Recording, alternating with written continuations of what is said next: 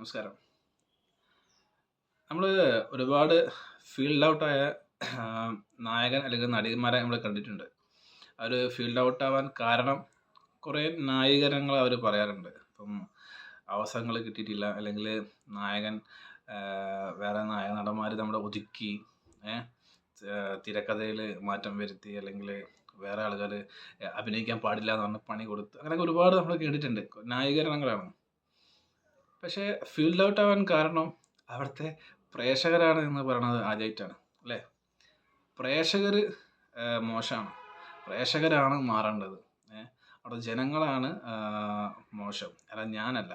ഇങ്ങനെയൊക്കെ ചിന്തിക്കാനും പറയാനും കുറച്ചൊക്കെ എന്താ പറയുക, ബോധം, അല്ലേ, ബുദ്ധിബോധമൊക്കെ വേണം. സ്വന്തം കഴിവുകേടിനെ പ്രേക്ഷകരുടെ മുകളിലിട്ടിട്ട് എനിക്കല്ല കുഴപ്പമെന്ന് പറയുന്ന ആളെ ആദ്യമായിട്ടാണ് കാണുന്നത്. അത് നായകൻ ആരാന്നുള്ളത് ചിലപ്പോൾ മനസ്സിലായി കാണും. അല്ലെങ്കിൽ ഞാൻ പറഞ്ഞ നമ്മുടെ ഈ കൊത്തൊക്കെ അഭിനയിച്ച നടനാണ്, കിങ് ഓഫ് കൊത്ത. അതിലെ നായക നടൻ്റെ അഭിനയം കണ്ടാൽ നമുക്ക് മനസ്സിലാവും.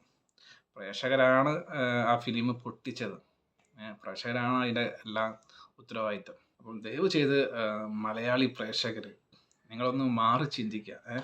അദ്ദേഹത്തിൻ്റെ കഴിവിനെ നിങ്ങൾ മനസ്സിലാക്കുക. അതായത് ഇപ്പോൾ അന്യഭാഷയിൽ പോയിട്ടാണ്, അവിടുത്തെ ആളുകളാണ് മൂപ്പരെ കഴിവുകൾ തിരിച്ചറിഞ്ഞത്. ഓക്കെ, അപ്പം നമ്മൾ മലയാളികൾ ഇതുവരെ തിരിച്ചറിഞ്ഞിട്ടില്ല.